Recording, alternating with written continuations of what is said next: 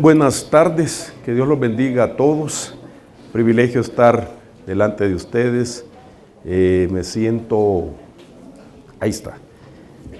bendecido, agradecido y con mucho anhelo también de conocer de ustedes.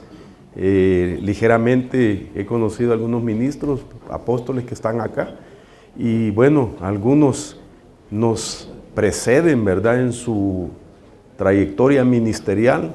Saludar a un ministro con 43 años en el Evangelio, se puede imaginar, podría estar yo mejor sentado y que él nos enseñe, ¿verdad?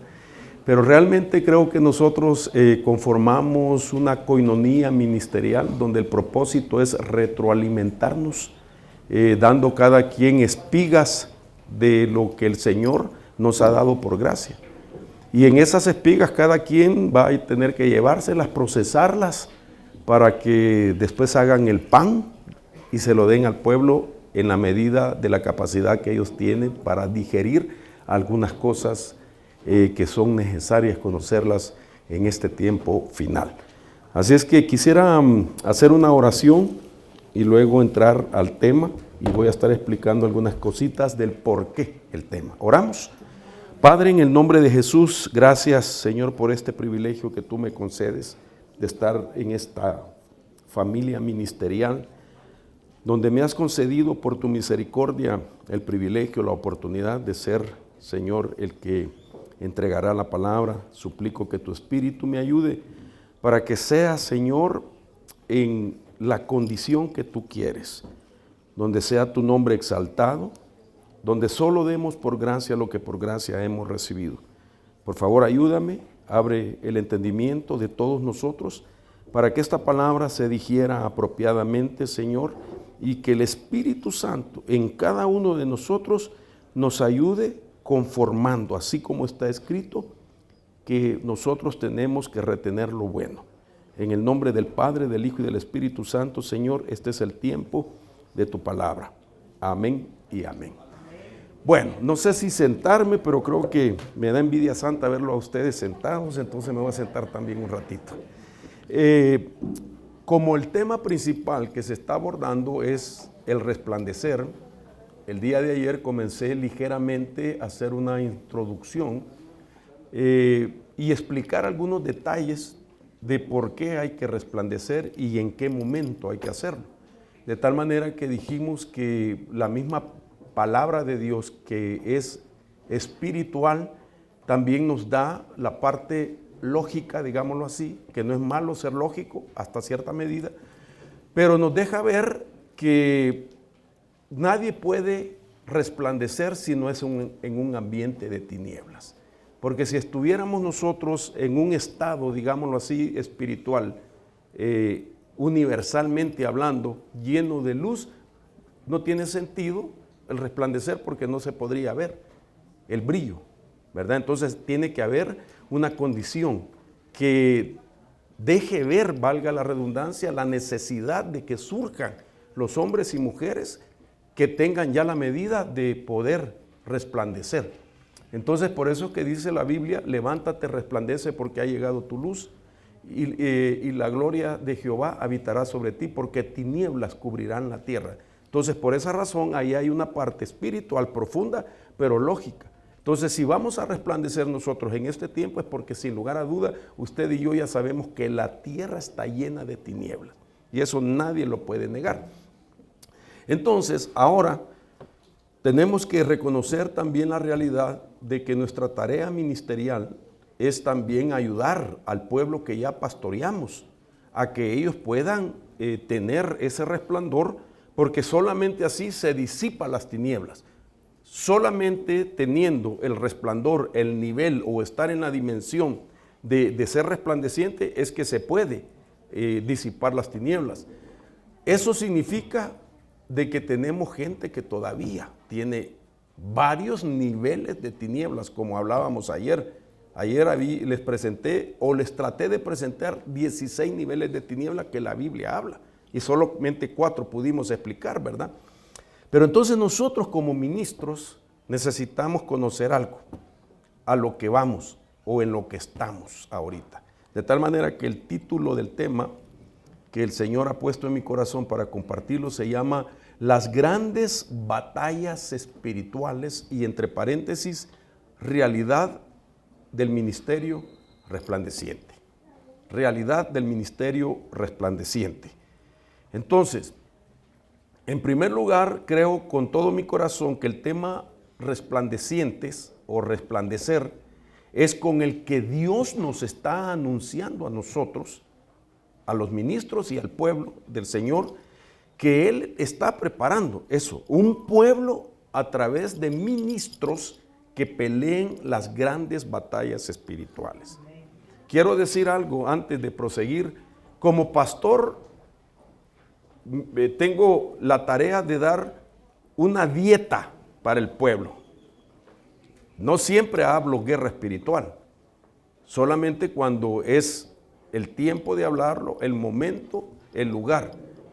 Pero no puedo negar, y lo digo con toda sinceridad y humildad, que a eso me llamó el Señor. Dios nos ha concedido con mi esposa escribir ya hasta este tiempo 37 libros que hablan de guerra espiritual y no patrones, sino principios de la guerra espiritual. Libros de sanidad interior o sanidad del alma, asuntos de trastornos mentales, entender la diferencia entre un trastorno mental, una fortaleza mental y una fortaleza demoníaca, y conocer esas fronteras tan tenue que si no se conoce nosotros podríamos estar diagnosticando a alguien que tiene un trastorno mental como que tiene una mente endemoniada. Y entonces, ¿por qué? Porque hay enfermedades, trastornos mentales que son muy parecidas a tener una mente endemoniada. Por ejemplo, la esquizofrenia, trastorno mental, se parece mucho a alguien que esté endemoniado en su mente. Entonces, ¿cuál es la forma para poder detectar que lo que tiene es uno o la otra cosa? Entonces, de eso escribimos nosotros.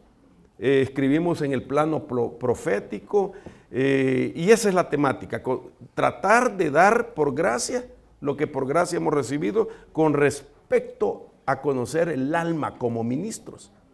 Porque si nosotros no conocemos la materia prima con la que trabajamos, entonces ¿a qué nos vamos a enfocar? ¿Verdad? La pregunta es, ¿cuál es la materia prima con la que trabajamos nosotros como pastores? Entonces, usted y yo debemos de saberlo. Entonces, el siguiente paso es, ¿cómo es el alma? Si sabemos que la materia prima es el alma, tenemos que saber cómo es el alma.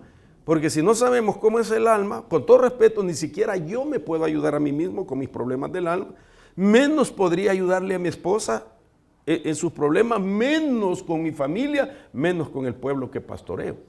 Entonces la tarea de nosotros es conocer y poner el equilibrio de esos conocimientos que pueden llegar, digamos, a ser catalogados de diferentes formas. Siempre enseño yo que nosotros como predicadores podemos ser los que nos inclinamos más a una forma de predicar la palabra. Por ejemplo, hay predicadores 100% teológicos.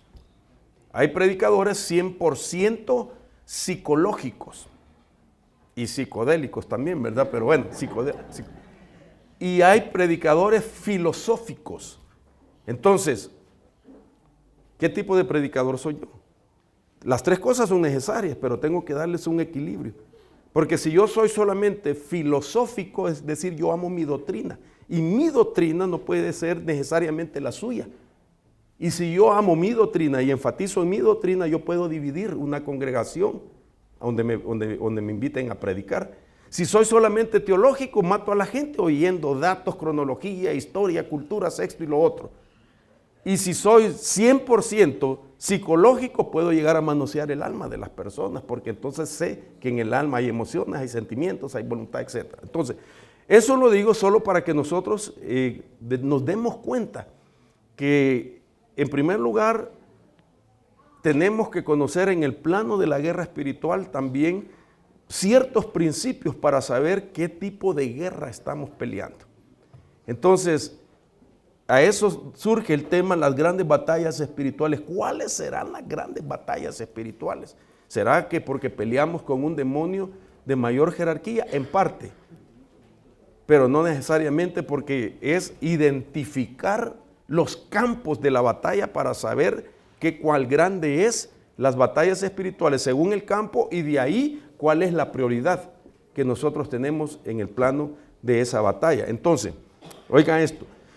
Por lo tanto, si seremos los ministros por los cuales Dios va a preparar a un pueblo para que pelee grandes batallas espirituales, significa que los ministros deben de ser dedicados a ese campo. Y no podemos negar de que la realidad es que hay una esfera, hay un reino de entidades contrarias. Y nosotros conformamos otro reino que son los únicos autorizados aquí en la tierra, a los cuales Dios les ha dado la autoridad legítima para poder neutralizar los efectos de maldad en las regiones donde estamos representando el ministerio de Cristo. Esa es la realidad. Entonces, nosotros debemos de saber reconocer en qué campo es donde están las grandes batallas espirituales y cuál es la prioridad. Claro que como pastores, como dije, tenemos diferentes campos. Como pastor yo predico temas matrimoniales, temas para el varón, mi esposa se dedica a predicar temas para la mujer, temas de crecimiento, etc. No, es decir, al hablar de campos y prioridades, no estoy diciendo que hay que desocupar los demás campos, pero sí debemos de saber la razón por qué existe la iglesia. Y eso es bien importante. Entonces, quiero decirle qué es lo que el Señor nos dice a nosotros en la dimensión de ser ministros que han resplandecido.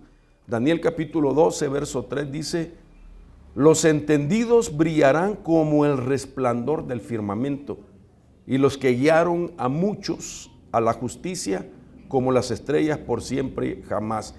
Esto es un mensaje que Dios da a nosotros que enseñamos la palabra. Obviamente tenemos que entender primero, brillar como el resplandor del firmamento. Y vamos a guiar a muchos a la justicia como las estrellas por siempre jamás. Está hablando de también brillar, estrellas en otro nivel de brillo, pero está hablando del mismo resplandor.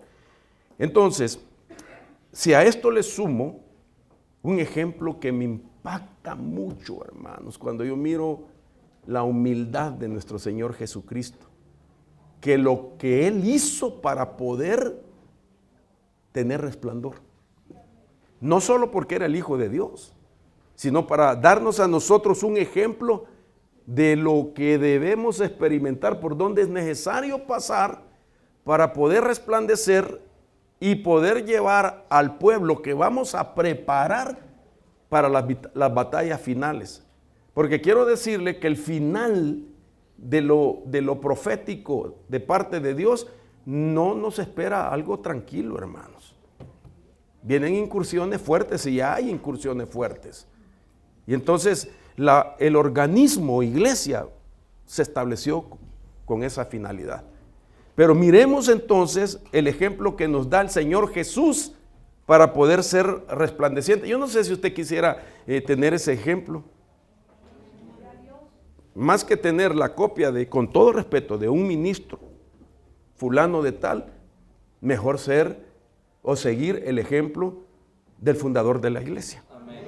Y entonces la Biblia dice, y esto me impacta, hermano, Mateo capítulo 17, 2, y se transfiguró delante de ellos, y su rostro resplandeció como el sol, y sus vestiduras se volvieron blancas como la luz. Ok. Esta palabra significa, él tuvo una metamorfosis. Y de eso vamos a hablar en la noche. Para poder ser, digámoslo así, transfigurado. Que la palabra transfigurado usted la busca en el griego, metamorfo, de donde viene el término metamorfosis. Entonces, si queremos ser ministros que vamos a resplandecer, tenemos que tener nuestra metamorfosis. Ahora la pregunta es si posiblemente ya la tienen algunos. Posiblemente algunos estamos en el proceso. Y de ahí viene la pregunta, ¿en qué etapa de tu metamorfosis estás? para poder ver qué tan cercano estoy, para experimentar ese resplandor. Le voy a decir algo, hermano. El resplandor no lo va a ver ningún humano. Lo van a ver el mundo de los espíritus. Porque ellos sí tienen una óptica sobrenatural que pueden ver las cosas que nosotros no vemos. De tal manera que ellos sí pueden reconocer a un ministro que ya está brillando. Y otro posiblemente que perdió el brillo. Entonces ellos sí lo pueden ver. Y la única manera que yo veo, pues eso, es experimentar una transfiguración. Voy a darle algunos datos para poder entrar directo al tema. Aquí está de nuevo el texto y aquí está la palabra metamorfo. El Señor, un metamorfo. El Señor tuvo una metamorfosis. Y viene el apóstol Pablo y mira esa figura y dice a la iglesia en Romanos capítulo 12, en adelante 1-2, os ruego, como apóstol está rogando, una rogativa apostólica, os ruego por las misericordias de Dios que presentéis vuestros cuerpos en sacrificio vivo, porque ese es vuestro culto racional, racional, de lógica. Y no os conforméis a este mundo, sino que metamorfo, la misma palabra de Cristo, transformados. Y solo le faltó decir, así como Cristo, siendo Dios, no se aferró al ser igual a Dios, sino que se despojó a sí mismo, tuvo una kenosis, se humilló, se hizo siervo, se hizo hombre y se hizo siervo. Se transfiguró, tuvo su metamorfosis. Entonces viene Pablo en base a eso, dice, todos nosotros necesitamos nuestra propia metamorfosis. Y entonces ahora entendemos por qué, pero también nos dice cómo es que se da esa metamorfosis, y esa es la tarea que debemos de tener nosotros. Entonces, basado en eso, es que debemos de tener, digamos, claro cuáles son los campos ministeriales, pero también cuáles son las prioridades. Entonces, para mí, ligeramente le doy una lista de la doctrina de Jesús, que no es la mía, sino que es la de Jesús, la salvación para salvar los pecadores. Segundo, la sanidad para sanar a enfermos. Tercero, la liberación para liberar de espíritus malos. Y cuarto, la sanidad del alma para restaurar plenamente. Porque una cosa es echar fuera espíritus inmundos y otra cosa es sanar las heridas que dejó una potestad que vivió por mucho tiempo en el interior de alguien. Ok, cuando hablo de sanidad del alma para restaurar plenamente, me estoy refiriendo a sanar emociones, pensamientos, a soltar ataduras, etc. Entonces son doctrina de que el Señor Jesús. Pero las grandes batallas espirituales que tenemos que reconocer y ver en qué campo estamos peleando, una de ellas es el campo de la carne y la sangre. Y la otra es el campo de la lucha contra los espíritus. Estas son las grandes batallas espirituales. Posiblemente nos toca en ambas, pero tenemos que conocer que las estrategias son diferentes. La forma de pelearlas es diferente. En una se requiere de paciencia, se requiere de condescendencia, en otra se requiere de violencia de los cielos, se requiere de principios de guerra espiritual, se requiere de ser estratégico, posiblemente de ser enseñados. En el campo de la carne, ¿por qué condescendencia? Porque es considerándote a ti mismo. Ya pasaste de ahí o todavía estás trabajando en alguna área. Y entonces quisiera ayudarle a la gente a salir del campo de sus problemas de la carne y de la sangre en la base de las batallas que yo tuve. Estoy hablando ejemplarmente, así como ellos están batallando. Espero que me esté dando a entender, ¿verdad? Con esto, ok. ¿Dónde está escrito esto, hermano Mario? Que hay dos campos diferentes de grandes batallas espirituales. Con mucho gusto, hermano. Efesios capítulo 6, verso 12. dice, porque nuestra lucha no es contra sangre y carne, Pablo hablando, sino contra principados, contra potestades, contra los poderes de este mundo de tinieblas, contra las huestes espirituales de maldad en las regiones celestes. Note usted que en este pasaje se está hablando de los campos de lucha, pero resalta la prioridad y especialidad que debemos tener para luchar contra espíritus inmundos como prioridad. No está diciendo que la prioridad es que luchemos nosotros como ministros con el mismo carácter con el que luchamos contra espíritus inmundos y demonios, que luchemos con ese mismo carácter contra la carne y la sangre de nuestros hermanos. ¿Me estoy dando a entender? Sino que lo que está diciendo es que la prioridad debe de ser la gran batalla espiritual, aunque la batalla de la carne y la sangre es espiritual, pero no porque se pelea con espíritus, con entes invisibles que son aire, etcétera, sino que son consecuencia de trasladar de las tinieblas al creyente a la luz admirable en Cristo Jesús. Ese traslado de una naturaleza, de un estado, de una dimensión, de trasladar de las tinieblas a la luz admirable, entre más se va avanzando en ese traslado, se va dejando como una, ¿cómo podría decir? Como una, ¿cómo se le podría llamar a un cometa que va dejando una cola? Una estela. Entonces, ese es el traslado, se va dejando una estela. Entonces, en base a eso, nosotros debemos ver cuál es la prioridad y tener la paciencia para que esa estela se borre por sí misma. Pero nosotros ayudándole al creyente a ver la salida de las batallas interiores que tiene, que son de carne y sangre. Ahora, cuando nuestra prioridad, que lo voy a decir con todo temor y con toda humildad. Yo le decía a mi esposa hoy en la mañana que Dios me ayude y me agarre confesado. Porque realmente no quisiera que el tema se pueda sentir o percibir como que es una afrenta que hago, Dios me libre. Sino que he venido con una actitud de dar por gracia lo que por gracia el Señor nos ha dado. Y dejarle a usted la oportunidad para que decida con la materia prima qué va a hacer. Pero la realidad de esto es lo siguiente. Cuando nuestra prioridad es luchar contra sangre y carne primero, es decir, detectamos a un grupo de hermanos en la congregación, como bien se dice, que son carnales, que son carnalitos. ¿Ok? Lo detectamos. Posiblemente en su iglesia no hay.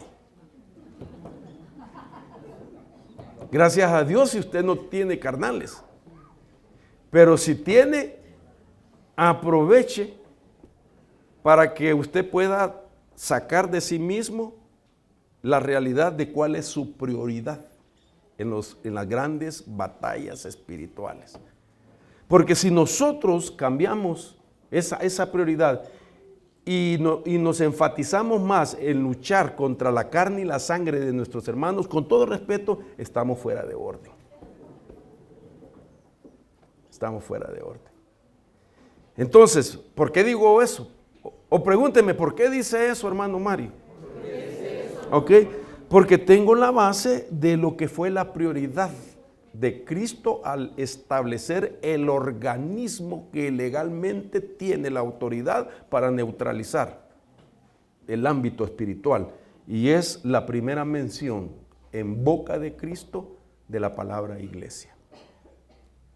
Lo primero que el Señor habló acerca de la iglesia fue lo siguiente, y dice: yo también te digo que tú eres Pedro, y sobre esta roca edificaré mi iglesia, y las puertas del Hades no prevalecerán contra ella. Dando a entender que la iglesia fue establecida por Cristo en orden, de confrontar los poderes que salen de las puertas del Hades. Esa fue la primera mención. Nunca antes Jesús había hablado de la iglesia. Y está hablando de confrontación. Está hablando y dice, mi iglesia, mi iglesia. Yo no puedo decir mi iglesia si no es en la base de que existe otra cosa que también se identifica como iglesia y que no tenía nada que ver con religión, sino con principios jurídicos. Porque la palabra iglesia que nosotros interpretamos de manera más común es la palabra que dice iglesia, significa salidos de afuera. Pero eso no es todo. Eso podría ser la superficie de la etimología de la palabra iglesia. Pero la palabra iglesia es el término que se le da al organismo que maneja cosas jurídicas. Voy a decirlo, lamentablemente se trastocó con el transcurrir del tiempo y los griegos introdujeron la mentalidad de la palabra iglesia desde la perspectiva de una política. Entonces, por ejemplo, los políticos son los que hacen las leyes que rigen en la tierra, ¿sí? Pues la iglesia de Cristo es la verdadera política, que es la que establece los parámetros jurídicos y legales con los que se pelea en la guerra espiritual. En la guerra espiritual no se gana por gritar más, se gana porque se conoce los principios que se rigen en el mundo espiritual. Entonces, esto es interesante porque esta es la base con la que el Señor nos deja ver que la prioridad son las grandes batallas espirituales. Si usted no está de acuerdo, lo comprendo, ¿verdad? Pero le rogaría, como Pablo rogaba, de que le preste o le acerque la lupa a estos principios para que sea el Espíritu Santo el que lo conviccione, el que lo confirme si es así. Entonces, esta primera mención de Cristo deja ver esa prioridad de esa batalla. Ahora, con todo respeto quiero compartir esto. Las batallas espirituales entonces son prioridad de la iglesia y del ministro resplandeciente. Las batallas espirituales deben de saber que son las más fuertes de todas las batallas que nosotros ministerialmente nos toca batallar, valga la redundancia, más frecuentes, más prolongadas, con peligro de perderla incluso si no se entiende el campo de la batalla espiritual. Y esa realidad nos pone en el principio que el que no gana batallas internas no puede ganar las batallas externas. Y esa es la responsabilidad de enseñarle a la gente acerca de sus batallas internas que tuvimos nosotros alguna vez. Ahora, los tiempos que vivimos nos dejan ver que sin lugar a duda las batallas han cambiado. Yo por eso enseño de que es necesario tener una cosmovisión actualizada en guerra espiritual, una cosmovisión fresca de lo que es la guerra espiritual. Cuando yo me empecé a incursionar en este ámbito, en mi anhelo de quererme preparar, aunque nací de un tronco apostólico que dejó un legado ministerial, pues me costaba al principio procesar algunas cosas y me sentía de que necesitaba demasiado tiempo para poder digerirlas, porque pues yo sé que algunos de ustedes conocieron al doctor Otoniel Ríos Paredes. Mi hermano Carlos, ¿verdad? El apóstol Carlos lo conoció. Él fue nuestro primer apóstol. Y entonces yo salí de su tronco, ¿verdad? Pero honestamente con mi esposa nosotros siempre y recordamos experiencias y todo de esos tiempos y sinceramente me costaba procesarlo. Mire, hermanos, si uno pispileaba a la hora que él estaba enseñando, le perdía el hilo hacia donde él iba. Porque era un hombre que te daba espigas y que tú tenías que procesarla, hacer la masa, hacer el pan, hornearlo y dárselo a tus discípulos. Pero entonces yo dije, es demasiado tiempo que necesito para aprender tantas cosas y me estoy envejeciendo, decía yo. Esas son batallas del campo de la carne, ¿verdad? Y cuando le venga a entender a este hombre, yo ya voy a tener, qué sé yo, 90 años. Y ya va a ser el tiempo de colgar los guantes. Entonces, en ese anhelo me metí a estudiar teología. Yo tengo un doctorado y no pirata. Yo estudié los 3 años básicos de teología y después fue 5 años a la universidad, a la facultad de teología. Y entonces me preparé en todo esto. Pero a mí me llama la atención que haciendo la comparación, estoy hablando de hace 30 y pico de años, 35, 37 años atrás, lo que yo aprendí se llamaba demonología. Y en demonología solo se enseñaba que sí existía Satanás, que habían ángeles caídos, que habían demonios. Y eso era lo más básico. Pero realmente en ese tiempo, esa era la cosmovisión para ese momento. Hermanos, las oraciones eran más cortas, eran orgánicas. Hoy que está de moda lo orgánico, ¿verdad? Así eran las oraciones. En el nombre de Jesús fuera. Y si no te vas, me voy yo.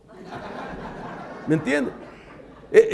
O sea, era orgánico todo. Y la gente, oiga esto, porque le estoy hablando de que es importante tener una cosmovisión actualizada. Porque los contemporáneos podrían decir el día de hoy, esto no era así antes. Claro, pero el tiempo ha cambiado. Ahora los demonios son más resistentes.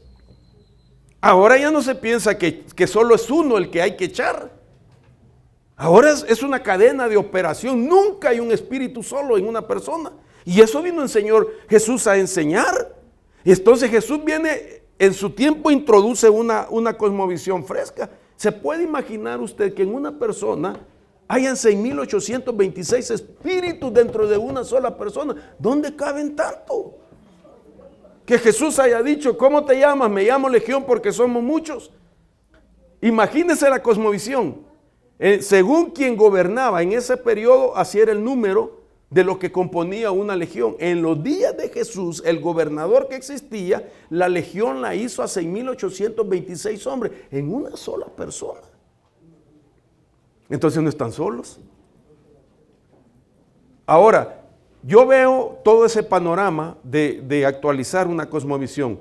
Yo veo la guerra espiritual del Antiguo Testamento, aunque realmente no tenemos muchos ejemplos a seguir.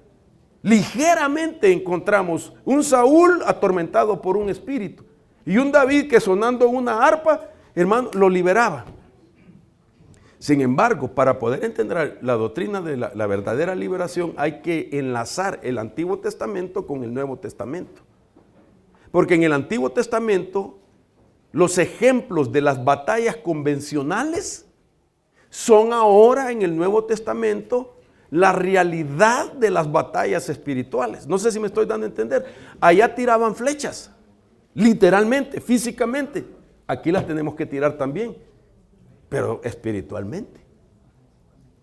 Cuando yo miro a Mario, cuando ese canto de flechas, yo digo, ahorita a saber cuántos demonios se va a bajar con esas flechas, porque eso es. Entonces, vemos que esa verdadera doctrina, ellos la venían renovando. Vemos a un Moisés un estilo de liberar, vemos a otro Josué un estilo de pelear, vemos a un Ezequiel criado para ser sacerdote y lo llaman a ser profeta.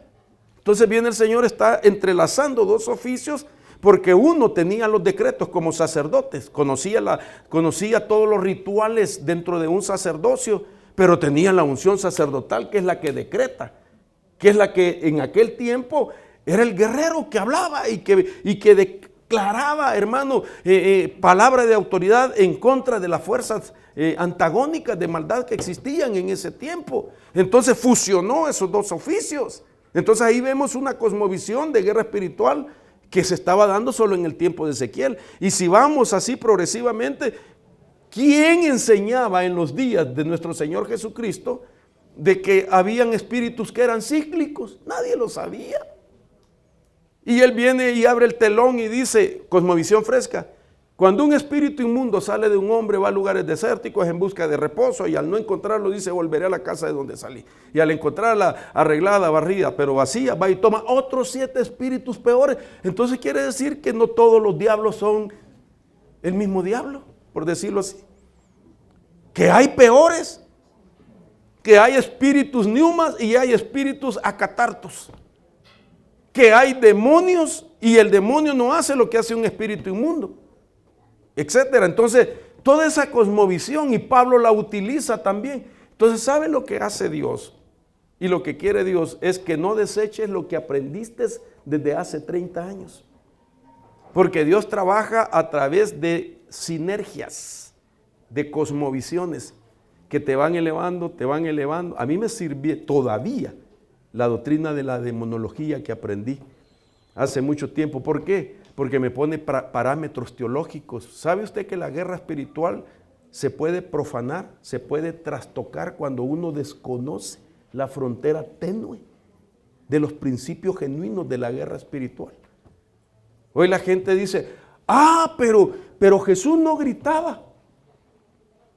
Cuando la Biblia dice, hermano, si todas las cosas que Jesús dijo, hizo, no todas quedaron escritas, porque no alcanzarían los libros para dar tanto mensaje. Y pasamos por alto también que Jesús habló un griego koiné, que era un estilo de griego común, de un nivel no de gente refinada para hablar, aunque él era un experto en hablar en diferentes niveles.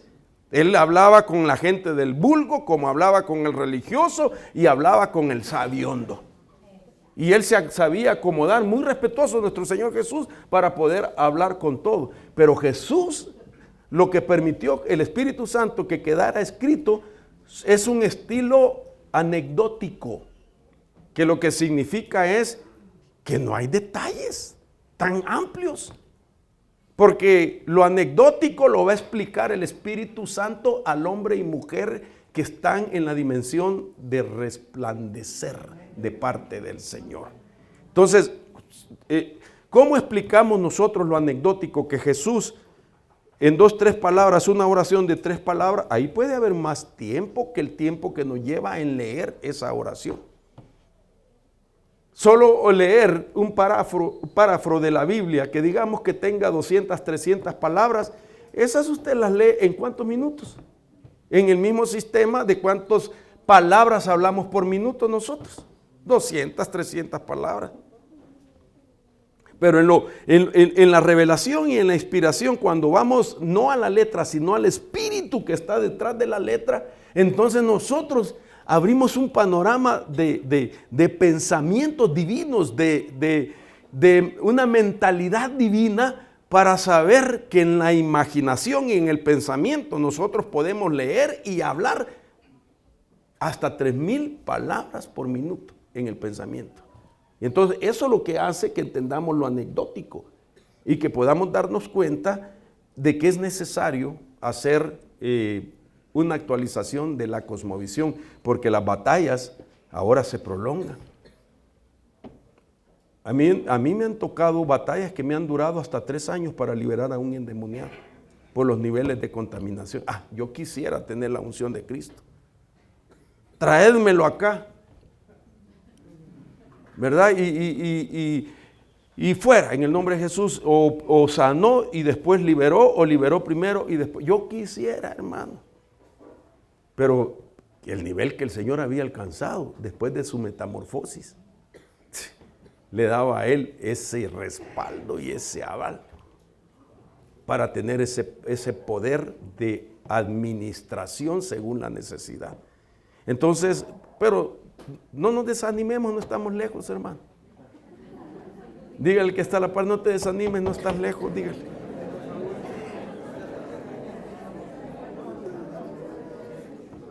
Ahora nuestras oraciones son detalladas, ya no son orgánicas. Ahora son detalladas. ¿Me entiende? Ahora necesitamos incluso información del endemoniado. Y a eso se llama administración al alma.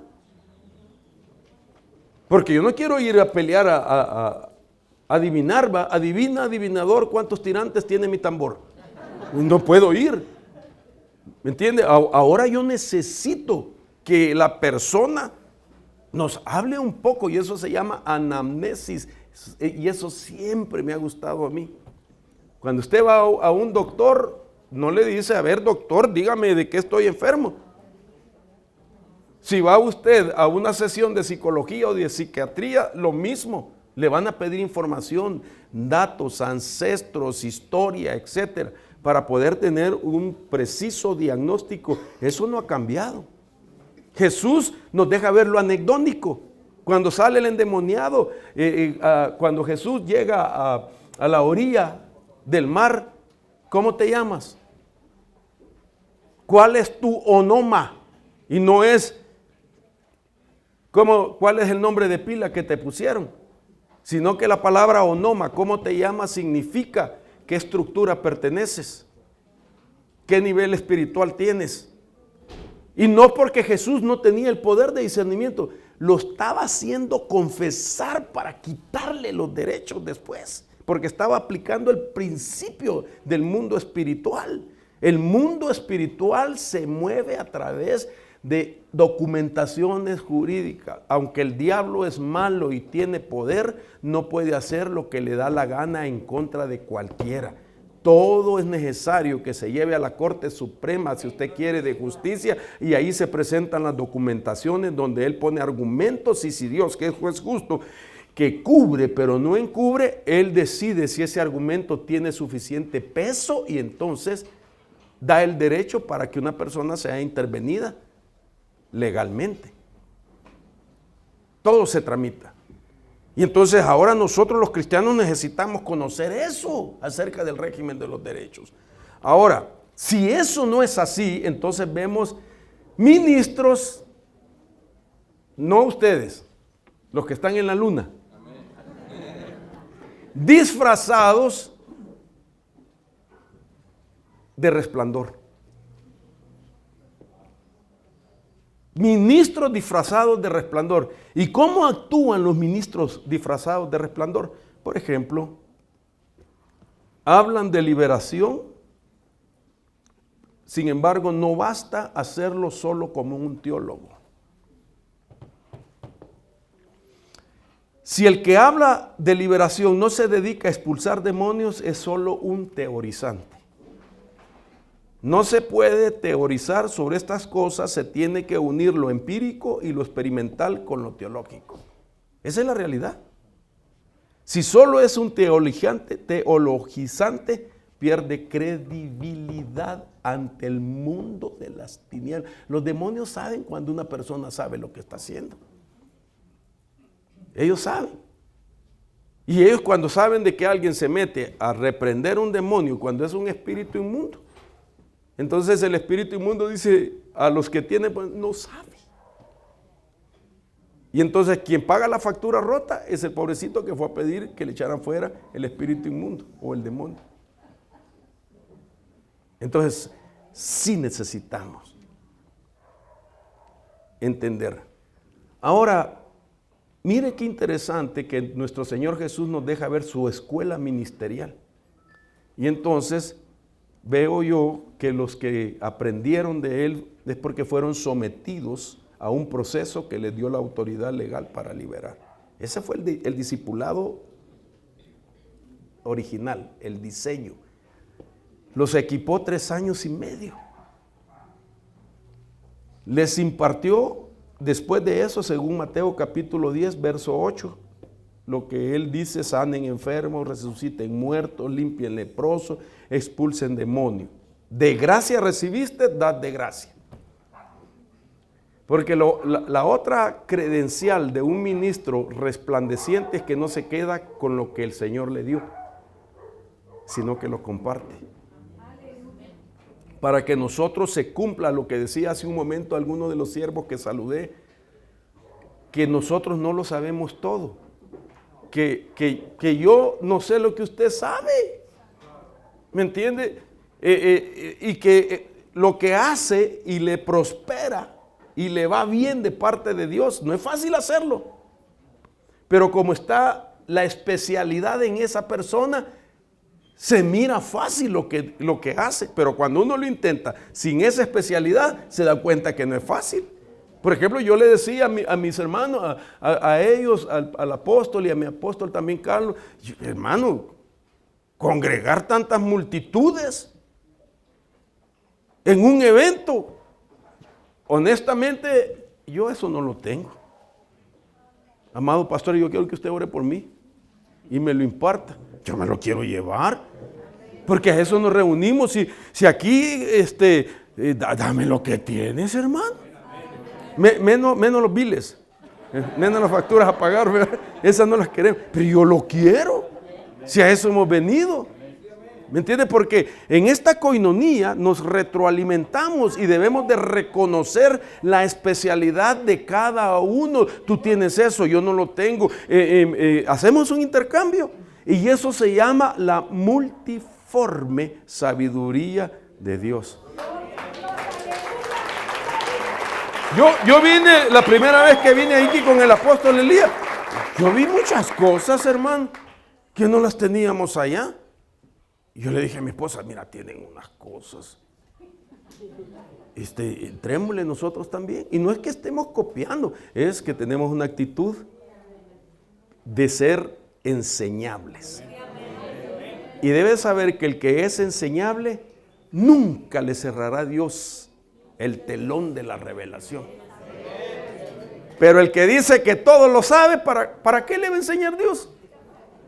Ahí vino aquel Nicodemo a buscar a Jesús en la madrugada diciéndole, mire la carta de presentación, sabemos que has venido de Dios porque nadie hace los milagros que tú haces si Dios no está con él. Y Jesús no le contestó lo que él quería, le hizo otra pregunta. Porque cuando uno dice que lo sabe, ¿para qué? Llevaron a Juan el teólogo, hermano, el que se recostaba al pecho de Jesús, le dieron una excursión en el cielo. Y el anciano que lo llevaban le pregunta al teólogo, miras esas multitudes que vienen vestidas de blanco, con palmas en las manos, de toda tribu, de toda lengua, de toda nación, ¿tú sabes quiénes son? Al teólogo. Y él dijo, no, Señor, solo tú lo sabes. Y cuando dijo solo tú lo sabes, estaba diciendo yo no lo sé. Entonces le explicaron. Estos son los que han salido de la gran tribulación. No lo sabía el teólogo. Agarran al profeta, hermano Ezequiel, y lo llevan al valle de los huesos secos y le preguntan al que fue instruido, genéticamente traía el sacerdocio. Ezequiel fue formado para ser sacerdote. De la tribu, de la descendencia de sacerdocio Sadoc. Hermano, ese es un sacerdocio que se va a ver en el tiempo milenial, porque Jesús es el sumo sacerdote según el orden de Melquisedec, Melechsedec, de donde viene la palabra Sadoc.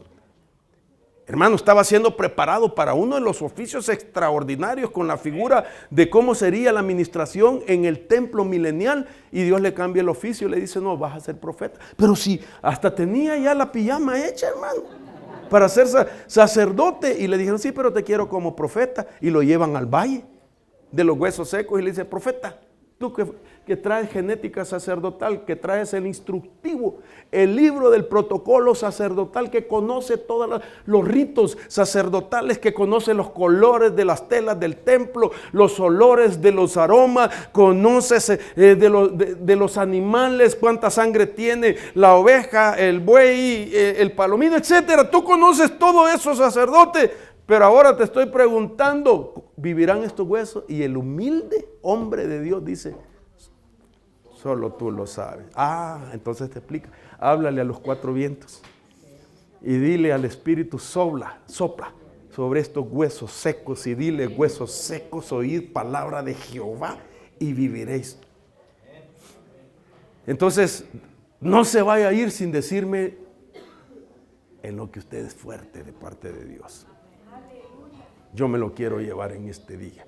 A este viaje, por eso vino mi esposa, para que juntos nos llevemos toda esa maleta de bendición. Entonces, Jesús veo equipando a hombres, los comisiona hasta entonces, les concedió, mire esto, los entrenó 3 años y medio, les impartió de su poder, luego los comisionó y aún así les dio un periodo de práctica. Lucas capítulo 9, verso 40. Es interesante esto porque llegaron un día a decirle a Jesús, mira, le pedimos a tus discípulos que echaran fuera, que liberaran a mi hijo y no pudieron. Y entonces el Señor le dijo, ¿hasta cuándo estaré con vosotros? Oh, generación incrédula.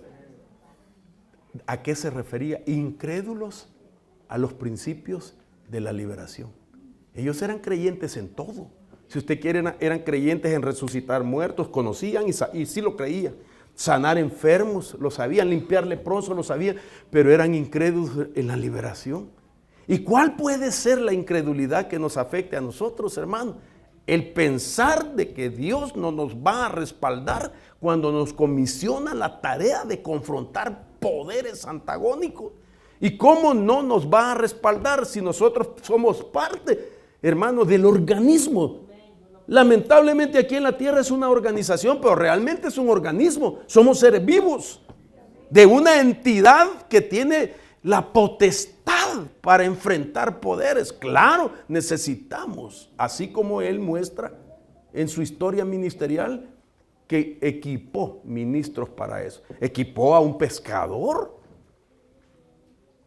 equipó a un administrador, digámoslo así, de tesorería, equipó a un mancebo, a un Juan, y equipó diferentes niveles sociales. Para él todos eran candidatos para que conformaran ese poder ministerial. Y aquí estamos.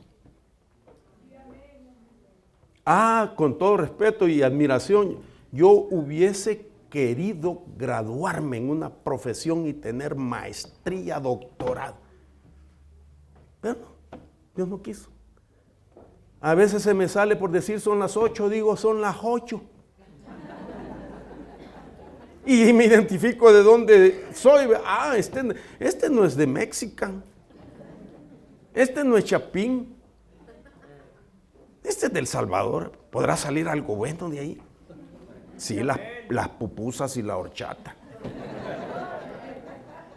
Entonces, esto es importante porque yo veo así que aún, mire, pareciera, digamos, alguien que estudia medicina, pues tiene que ir a un periodo de práctica. Y entonces Jesús hace lo mismo con nosotros. Nos equipa, nos imparte, nos comisiona y nos da periodo de práctica. En esos periodos de práctica se pueden cometer errores, pero hay que aprenderlos. Cuando nosotros empezamos a liberar y no teníamos esos parámetros, teníamos un equipo, sabíamos que había que equipar y que entrábamos a liberaciones con un equipo. En un equipo no había un orden, no conocíamos eso. Tal vez alguien me entraba, te ordeno que hables, y yo le decía, te ordeno que te calles. Y el otro, te estoy diciendo que hables, te estoy diciendo que te calles. Y el demonio, bueno, ¿a quién le hago caso? ¿Hablo o me callo? Así, estábamos aprendiendo. ¿A usted le parece? Y yo vengo del tiempo que en mi desesperación no entendía. Y hasta decía, bueno, si querés que quédate endemoniado, pues, y yo qué culpa tenga, ahí te dejo endemoniado. Pero en el transcurso, estaba en el periodo de práctica. Hemos venido aprendiendo y aprendiendo y aprendiendo y aprendiendo. Y esto nunca se deja de aprender. Es bien fácil pelear contra huestes, pero cambia cuando se pelea con autoridades. Y sigue cambiando cuando se pelea con gobernadores. Y seguirá cambiando peleando con principados. Y esa es la jerarquía que Pablo habló. Cuando él dice, vuestra lucha no es contra carne y sangre, sino contra príncipes, gobernadores, autoridades y huestes. Entonces, vamos a ir evolucionando. Sí, ciertamente nos van a promocionar, pero oiga esto, con todo amor, Dios no promociona a nadie si primero no pasa por su metamorfosis. Mucha gente quiere promoción y Dios dice, no promoción, metamorfosis. No promoción, metamorfo. Y esa es la realidad. Hermano, tenemos que pasar un proceso de transformación. Si enseñamos nosotros al pueblo que nadie se va a ir solo porque, voy a decirlo con sabiduría y con mucho cuidado, nadie se va a ir solo porque le transformaron el cuerpo de los hombros para abajo, sin que se haya transformado de los hombros para arriba la cabeza. Porque Dios no tiene problemas en cambiar las moléculas de nuestro cuerpo para que podamos vencer las moléculas de esta parte sólida y con nuestras moléculas transformadas poder traspasar esta parte. Eso lo hizo cuando vino a la tierra exaltado. Pero Dios dice en un abrir y cerrar de ojo a la trompeta final, los muertos en Cristo resucitarán primero y nosotros seremos transformados. Ahí no es metamorfo. Ahí el griego no dice metamorfo, dice alazo. Y ese significa un poder que se manifiesta en 11 milésimas de segundo nada más. Ese es un poder exógeno que Dios maneja y ¡pum! Cambia. Pero lo que dice Pablo, transformados, ya no es que te van a transformar, sino te está diciendo, entra voluntariamente a tu proceso de metamorfosis. Dice, entra voluntariamente a hacerte tu propia actualización como una computadora. Hacer tu propio upgrade, dicen en mi pueblo. ¿Ya lo hizo usted, su propia actualización? Tenemos que hacerla, ¿me entiende? Entonces, si lo hago, entonces yo mismo me estoy transformando mi manera de pensar. Porque la manera de pensar no te la cambia Dios. La tenemos que cambiar nosotros. Y debió comenzar desde el primer momento que conocimos a Cristo, porque ese fue el primer mensaje que salió de la boca de Jesús cuando inició su ministerio. El Señor desciende las aguas bautismales, lo bautiza Juan el Bautista, se va guiado por el Espíritu al desierto para ser tentado 40 años, vence al tentador y ahí comienza su ministerio. La primera palabra fue arrepentíos, metanoeo. ¿Qué quiere decir? Arrepentimiento, el problema es que la gente piensa que el arrepentimiento es decir, I'm sorry, lo siento. Esa es una confesión. Pero el arrepentimiento significa cambia de mente. Y viene Pablo y dice, transformaos mediante la renovación de vuestra mente. Ahora, ¿quién no sabe eso? Yo lo he explicado siempre y he dicho, yo me sentía aludido cuando yo oía a mis pastores decir, cambia de mente. Y yo decía, toda la gente decía, amén, así es. Yo dije, wow, todos cambiaron de mente menos yo. Pasaban los años y oía el mismo mensaje, cambia de mente. Pero claro que lo sé, pero nunca me dijeron cómo hacerlo. ¿Usted sabe cómo cambiar de mente? Y es necesario. Imagínense, si nosotros nos convertimos hace 40 años, por decir algo, 30 años, y se supone de que usted tiene 60,000 pensamientos diarios todos los días, y que solo el 10% son nuevos, significa que usted tiene solo diariamente 6,000 pensamientos nuevos y 54,000 pensamientos repetidos y negativos todos los días. Y si no hemos cambiado eso en 40 años, entonces estaremos transformados para ser luminosos. Entonces viene Dios y lo que hace es interrumpir con sus kairos el tiempo cronológico y nos da la oportunidad para que en menos tiempo nosotros podamos hacer a los que a otros les ha costado más años para cambiar su manera de pensar. Entonces Dios interrumpe los tiempos y te dice, este es el tiempo kairos para ti. Te voy a ayudar a que restituyas los años perdidos. Y en menos tiempo vas a tener más logros que a otros les ha costado más años. Y esa es la importancia de entender cuándo que Dios dijo que es el tiempo para resplandecer. Por eso el rema que le dio el Señor a nuestros hermanos Elías y Manaseni, sin lugar a duda, es de Dios. Porque ese es el tiempo en el que estamos para poder resplandecer y poder aprovechar esos tiempos del Señor. Amén. Entonces, déjeme ver, y yo estoy tratando de persuadirlo, fíjese, para que usted sepa cuál es la prioridad del campo de las grandes batallas espirituales. Se puede persuadir porque eso es bíblico. Entonces, si quiere más base para saber de qué era prioridad del Señor, veamos el ministerio de Jesús. Jesús pasó un tercio de su ministerio echando fuera demonios, otro tercio sanando enfermos y básicamente tercer parte predicando y enseñando y orando. Algunas escrituras, no todas, en el que Jesús enfrentó los poderes demoníacos de las tinieblas, son estos, no todos.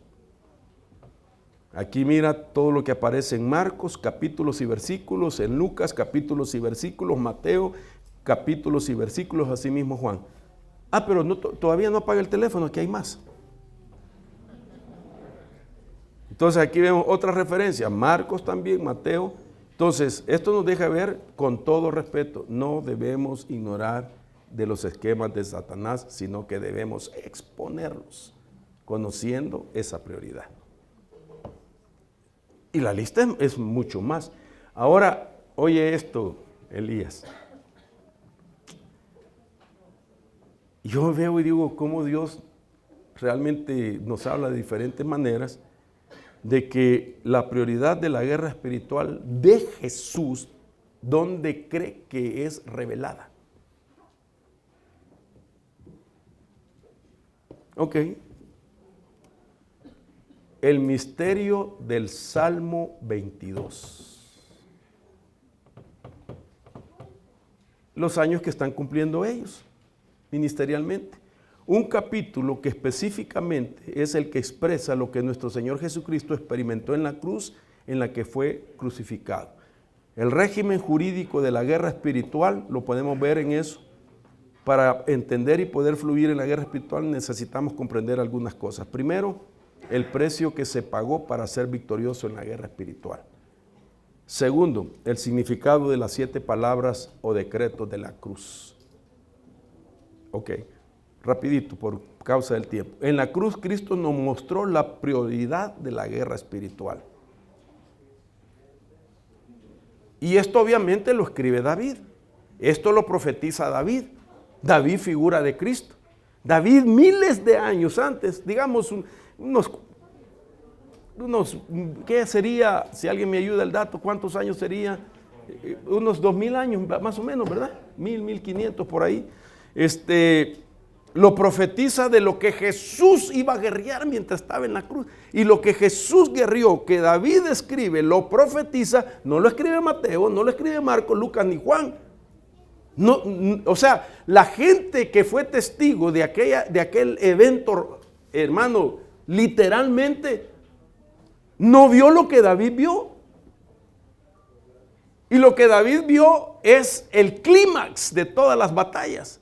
Es el alfa y la omega de la guerra espiritual. Es lo que se pelea en la esfera espiritual para que repercuta en el plano terrenal. Y esto me llama la atención y ya le voy a hacer un comentario. Por ejemplo, mire lo que dice el Salmo 22:12. Muchos toros me han rodeado.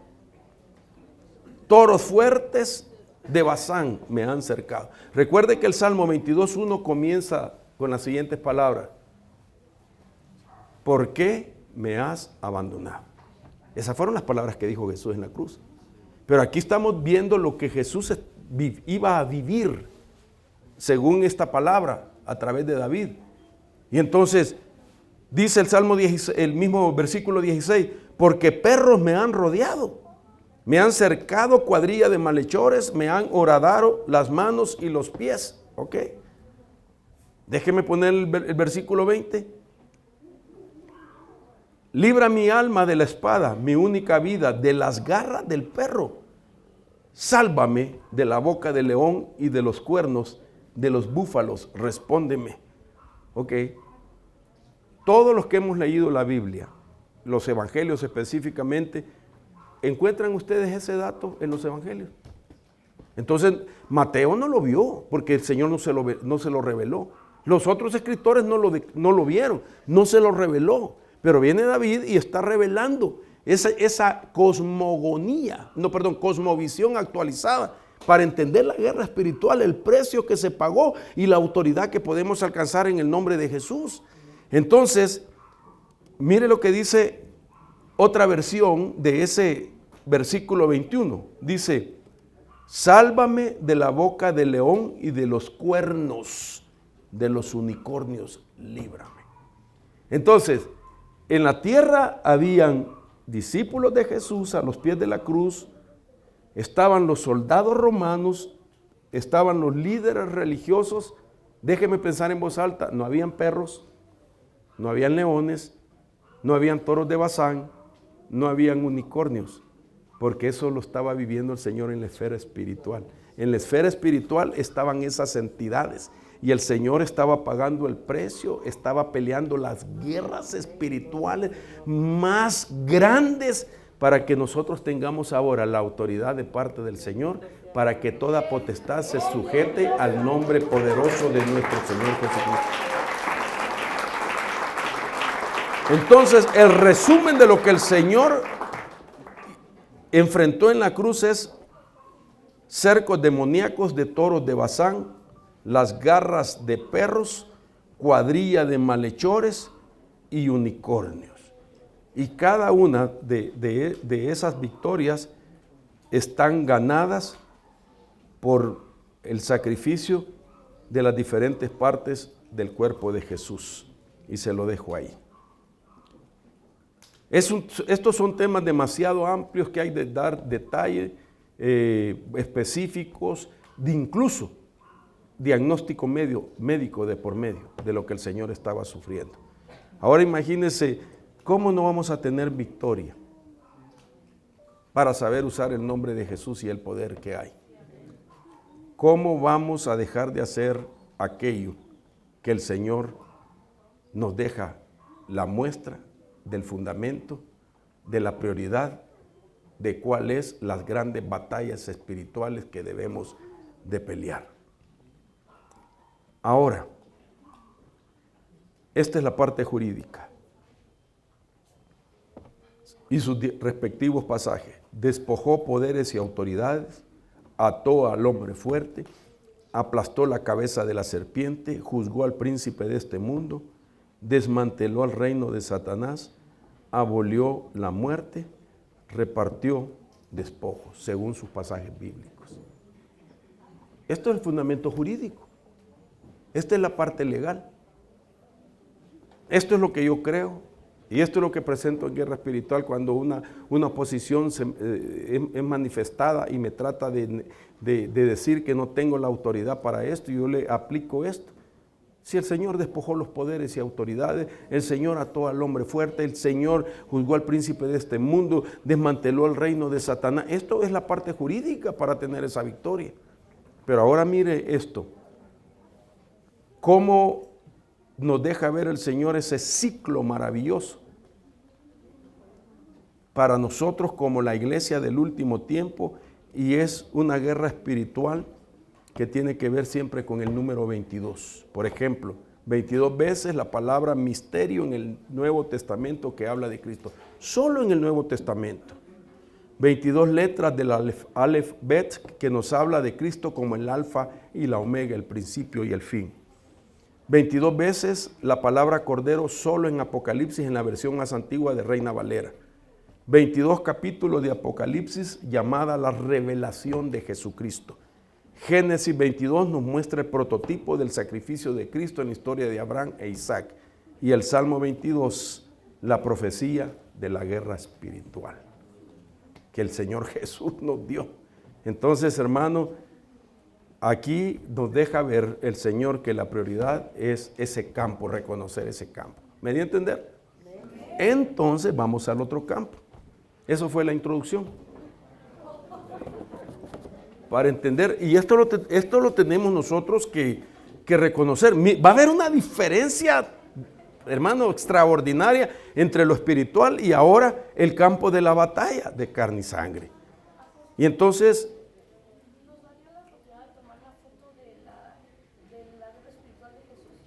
de la cruz. Permítame, voy a hacer algo.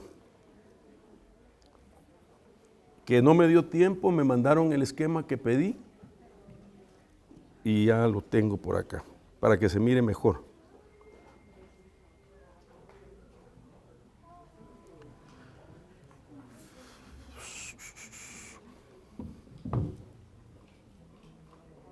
Espero me funcione.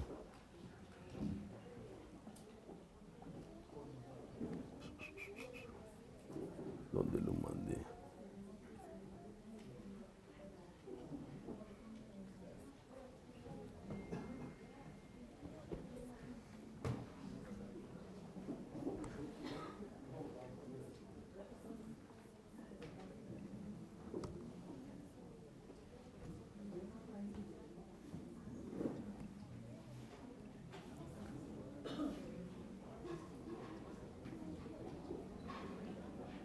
Ok, aquí está más ordenadito.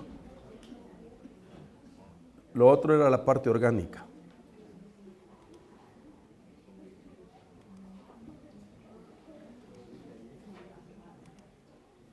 Ok, ahí está. Nomás que les confieso que las letritas no las puedo ver desde acá. Aquí necesito mi lupa que tengo en casa. Mi esposa me ha comprado una lupa de este tamaño, ¿eh? ¿Verdad? Okay. ¿Listo? Ok. Apóstol Elías, les puedo invitar que si quieren más detalle de este tema, les invitamos a ver el Maná del Día, que es transmitido de lunes a jueves en vivo a las 7 p.m. horario de Orem. Ahí estamos con mi esposa disertando estos temas. Bienvenidos, ¿ok? Ok, entonces, vayamos a esta parte. Le prometo terminar en 15 minutos. No, menos, 5 minutos. Y ahí en otra ocasión lo terminamos. Pero esto es amplio. Entonces, el campo de batalla de la carne y sangre es otro campo que necesitamos ver las diferencias y en eso está basado cuál es la prioridad de la iglesia. Entonces dice la Biblia en Gálatas 5:16, digo pues, andad por el Espíritu y no cumpliréis los deseos de la carne. Esto le dice Pablo a los creyentes. Entonces, aquí viene algo interesante que quiero que pues usted me escuche, ¿verdad? Que esta mañana me puse a escribirlo para no olvidarlo. Y es que la lucha de carne y sangre no lo debemos de alterar. La lucha de carne y sangre le toca al Espíritu Santo encabezarla. 2 amenes nada más. Es decir, luchar contra carne y sangre de la gente. No es mi énfasis. Mi énfasis es lo espiritual. Porque las batallas de carne y sangre es el Espíritu Santo. Aquí está escrito. No cumpliréis los deseos de la carne si andáis en el Espíritu. Entonces esto, una de las razones fundamentales por la que se requiere ver la diferencia es que cuando nosotros alteramos el orden y le damos más prioridad al campo de la batalla de la carne y de la sangre, nos volvemos legalistas. Entonces el ministerio se vuelve legalistas y porque vamos a estar ocupados solo en la parte carne y sangre, de tal manera que la realidad es que en esa generalidad debemos de entender que los creyentes no siempre están en el Espíritu. Es más, a veces ni nosotros no siempre estamos en el Espíritu. Yo lo he considerado de la siguiente manera. Mire, en el púlpito yo siento la presencia de Dios, siento la unción, siento el fluir, la revelación, hablo cosas que nunca, y me bajo del púlpito y la gente me pregunta, hermano, mira esto y esto, no sé ni qué decirle. Pero si usted habló una profundidad, sí, pero allá es otra cosa. Aquí, olvídese, no siempre estoy en el Espíritu. ¿Sabía que nosotros los predicadores, los ministros de Dios, los pastores, y eso se lo aconseja mi esposa aún a nuestros hijos que ministran, que el tiempo más vulnerable en el que es un ministro a un ataque es cuando ya no está la unción sobre ti, porque ya terminaste de predicar? Porque cuando tú estás bajo esa unción, hermano, tus emociones, tus sentimientos, tu voluntad, tu mente están sincronizadas para que sea el Espíritu Santo el que te esté usando. Pero cuando uno termina eso, entonces uno, hermano, está tan sensible a lo emocional, a lo sentimental. Imagínense que a esta altura le digan a un hermano, con todo respeto, ¿verdad?, de 70, 75 años, 80 años, ministro de Dios ungido, y que se acerque a alguien joven del sexo opuesto a decirle al ministro de 75, 80, que chulo es usted. ¿Qué cree que va a pasar? Se la va a creer. Porque es vulnerable. ¿Sabe lo que hacían los tremendos hombres de Dios que nos precedieron en esto? Habían hombres de Dios que tenían su equipo de ministros que los protegían, que cuando terminaban de predicar, inmediatamente se los llevaban, los acostaban y hasta los cobijaban y los cuidaban que nadie se les acercara, porque era muy vulnerable. Imagínense, a esa altura vienen y le dicen, fíjese que todo lo que usted dijo, había uno diciendo, no, ni le crean, ¿qué vamos a hacer? Ahí viene la batalla del campo de la carne. Es que ese es una chuleta ese que dijo eso. Ese es un carnal. Jezabel está sobre él. Hermano, si son los problemas de la gente con los que están batallando, y nosotros en el Espíritu debemos de conocer algunos principios, porque realmente a nosotros no nos ha mandado Dios a señalar los problemas de la carne de la gente, sino que nos ha mandado el Señor a señalar la salida de cómo se sale de la carne. Entonces, aquí viene la realidad. ¿Cómo se le dice a un ministro, hombre o mujer, que pelean guerras espirituales? Ok, voy a decirlo de otra manera.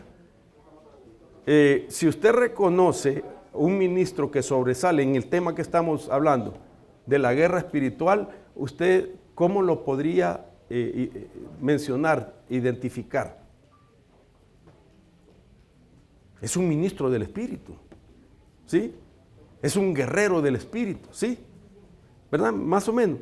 ¿Cómo entonces le podría decir a un ministro que se dedica solamente a pelear en el campo de la carne? Es un ministro de la carne. Cabal, carnal, dijo alguien. Ese pastor es carnal, porque solo no es que tenga obras de la carne, pero se dedica al campo de la carne. Entonces, puede ser que usa su púlpito para bombardear la carne. Y entonces él ha cambiado la prioridad, porque esa es la tarea del Espíritu Santo. A nosotros nos han mandado a ayudarles a encontrar la salida, porque esto es lo que yo veo de lo que es nuestra tarea, ¿verdad? Los ministros, déjeme saltar esto, que tratan de arreglar lo carnal del creyente, su campo de lucha es carnal y como consecuencia se vuelven ellos carnales. Porque ese es el terreno en el que están. Y para luchar contra la carne del creyente lo legalizan. ¿Y qué sucede con un ministro que legaliza? Se amarga, denota que no tiene paciencia y denota también que se deja llevar por rumores. Usted sabe que podemos tener a nuestro alrededor gente que nos aconseje, hermano, ya se dio cuenta el hermano, viera que ese hermano anda en la carne, mire, suéltese un mensaje poderoso que lo destruya contra la carne. No puede ser, hermano. Entonces, igual como querer golpear al endemoniado en vez de golpear con autoridad al demonio. De tal manera que las grandes batallas de algunos ministros que no están aquí son carnales. Entonces, ¿cómo hago, hermano, para entender esto. Permítame darle esto también, rapidito. El ministro que se dedica al campo de la carne y la sangre siempre se va a dedicar a la carnalidad. No es que sea carnal, sino que ese es su terreno. El ministro usará el púlpito solo para estar señalando la carne. El creyente ya sabe que está en la carne. ¿Quién no sabe que está en la carne? No le va a decir al Espíritu, Señor, Espíritu Santo, muéstrame dónde está mi carnalidad. Ya lo sabe. Como el borracho que toma ya sabe que se va a morir. El que consume droga ya sabe que está en un peligro, que en cualquier momento se dé una sobredosis, ya lo sabe. Entonces, el creyente ya sabe que tiene problemas carnales. La realidad del ministro resplandeciente es señalar al creyente carnal la salida de la carnalidad. La salida de la carnalidad es crecer, transformarse, y la tarea ministerial de todos nosotros es madurar la iglesia. Ok, no me vaya a levantar la mano, solo quiero dar una idea. Levanten la mano los pastores que están aquí que tienen carnales en la iglesia. Vaya pues, levanten la mano los ministros que tienen puros santos, maduros, consagrados en su iglesia.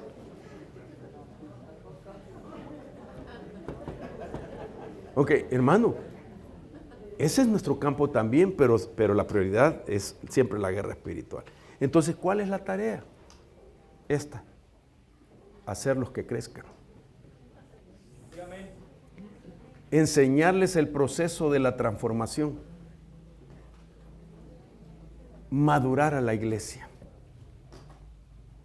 Pero nadie puede madurar la iglesia si él no ha madurado. Nadie puede supervisar el crecimiento si no ha crecido. De parte de Dios pasemos a otro nivel. Entonces, ¿cómo hago yo para saber detectar esos procesos? Ok, la Biblia habla de 5 clases de hombres que podríamos tener en la iglesia. Ok, y esto Pablo lo escribe. Está el hombre carnal, según Romanos 7:14. Perdón, el sarquicos sí es el carnal, creo que aquí me falta. Bueno, arriba está el natural, el suquicos. ¿Quién es el suquicos? Es el hombre natural que no acepta las cosas del Espíritu de Dios, porque para él son necedad. Todos fuimos suquicos alguna vez. No creíamos en Dios. Pero recibimos a Cristo, ¿verdad? De la noche a la mañana fuimos espirituales. ¿Cuántos dicen amén? No. El proceso es de ser hombres naturales, suquicos, venimos a ser hombres carnales, sarquicos. Y dice la Biblia, porque sabemos que la ley es espiritual. Mire quién lo escribe, Pablo, pero yo soy carnal, vendido a la esclavitud de pecado. Pablo estaba hablando de sí mismo para poder después tener paciencia en trabajar con los carnales. Si nosotros olvidamos eso, ¿cómo le vamos a ayudar al carnal? Entonces, de ahí se puede caer, si no se avanza en lo carnal, se puede caer al hombre sensual, es el hombre atesmo. Y según Pedro, el hombre atesmo es aquel que tiene una conducta sensual. ¿Pero qué es ser sensual? ¿Qué es ser, digamos, ovejas o ministros sensuales? Casi siempre nosotros pensamos que la palabra sensual tiene que ver con problemas sexuales. No, la palabra sensual significa que es guiado por sus propios sentidos. Entonces, oye información y cambia la que tiene, mira que el otro tiene cosas mejores y las quiere, pero no quiere pagar el precio que aquel ha pagado para poder estar en ese nivel. O sea, se deja llevar por los sentidos. Sufre envidia santa por otros. ¿Me entiende? Entonces, sensual. Ok, el siguiente es el hombre espiritual. Gálatas 6:1. Y dice Gálatas 6:1, hermanos, aun si alguno es sorprendido en alguna falta, vosotros que sois espirituales, restaurarlo en un espíritu de mansedumbre, mirándote a ti mismo, no sea que tú también seas tentado. Eso es conocer de que por ahí pasamos. Y por último, hombre de Dios.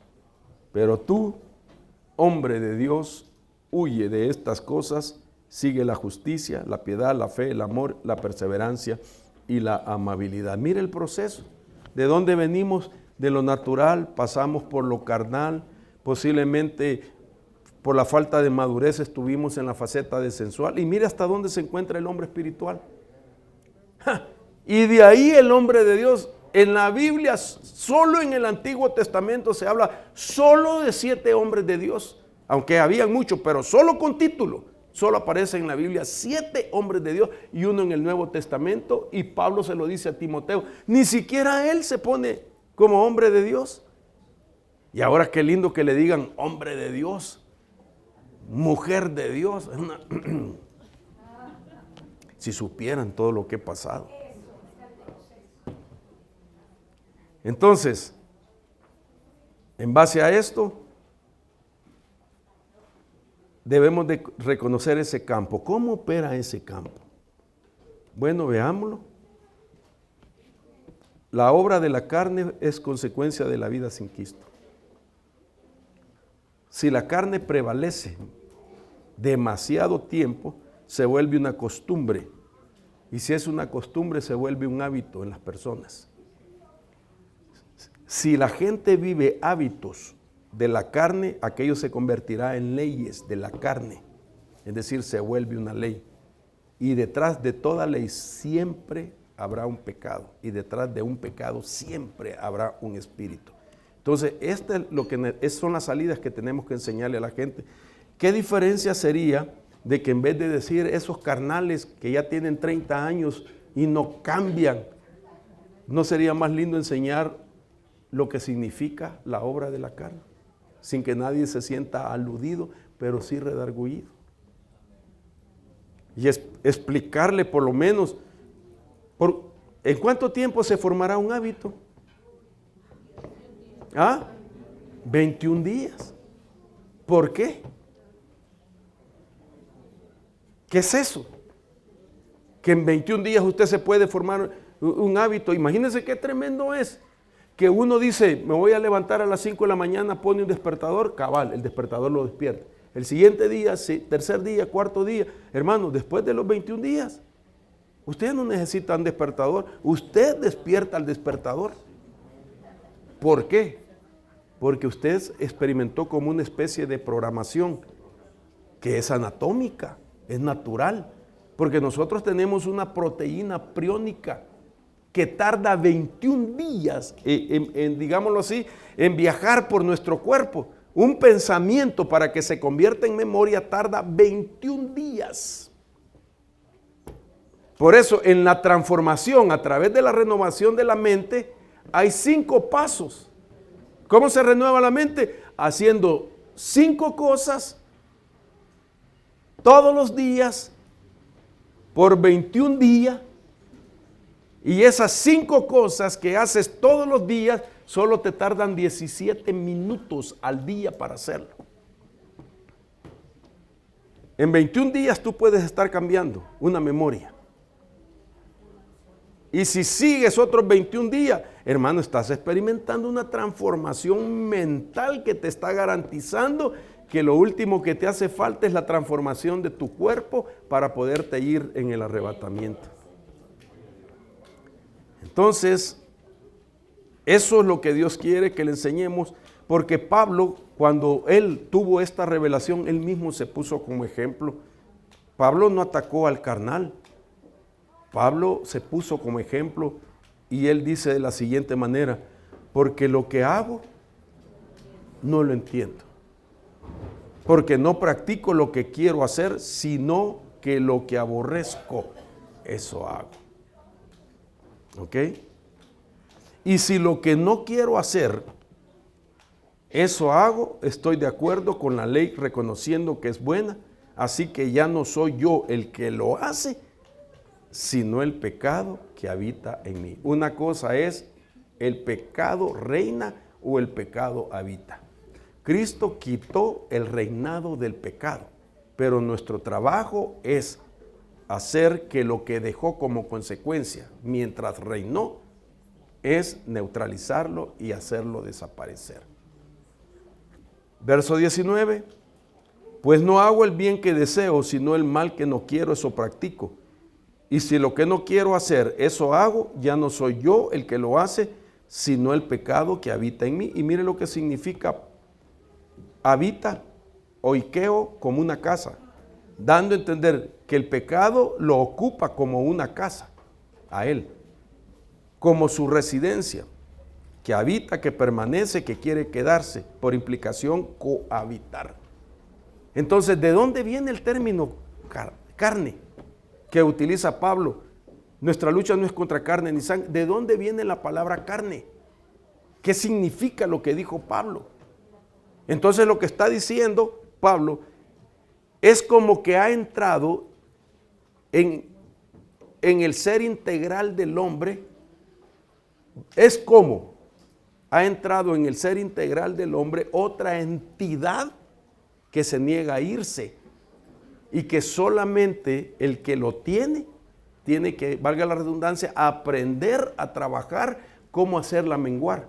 Porque nadie puede echar la carne de otra persona. Yo no puedo ir, hermano. Fíjese que la Biblia dice que las obras de la carne son disensiones, borrachera, orgía, pleitos. Por favor, écheme fuera las disensiones. No puedo. Si todavía no es un espíritu, es carne. Yo no le puedo decir carne de fulano, fuera en el nombre de Jesús. No existe eso. Porque el ser tripartito significa esto: espíritu, alma y cuerpo. Pero entonces, ¿dónde está la carne, hermano Mario? Bueno, entonces veamos los términos que utiliza Pablo. Para hablar de cuerpo se dice soma. Para hablar de alma se dice suke. Pero para hablar de carne se dice sarx. Y para hablar de espíritu se dice pneuma. Cuando se habla de la carne no se está hablando del cuerpo, porque el cuerpo se dice soma y la carne se dice sarc.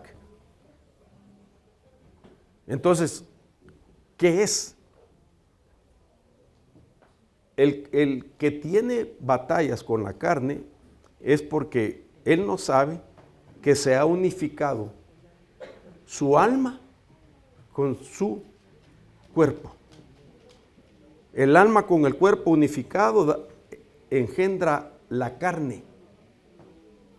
Y lo que significa que el alma unida al cuerpo le dan la espalda al espíritu humano. El espíritu humano es el que recibe del Espíritu de Dios la revelación, la guianza, y el espíritu humano debe de filtrar eso para darle órdenes al alma, para que el alma a su vez le dé órdenes al cuerpo. Ese es el orden. Pero cuando se une el cuerpo con la carne, le dan vuelta a la espalda al espíritu, y aunque el espíritu suyo humano tenga información de Dios, recomendación de Dios, no le obedecen al espíritu. El problema es que la palabra sarx viene de la raíz sarcófago, de donde da a entender que un creyente carnal está cargando su propia ataúd. Entonces, ahora si me dicen a mí en una enseñanza de discipulado, me cambia la perspectiva respecto a lo que es carnal, y yo voy a trabajar con eso. Que me estén diciendo, hermano Mario, usted se mira muy planchado, pero fíjese que usted anda cargando su propio ataúd. Renuncio. Pero no en la base porque me miran demacrado, ¿verdad? Sino en la base por las actitudes. Pero si me lo dicen a mí de manera radical, confrontándome, cambia la cosa.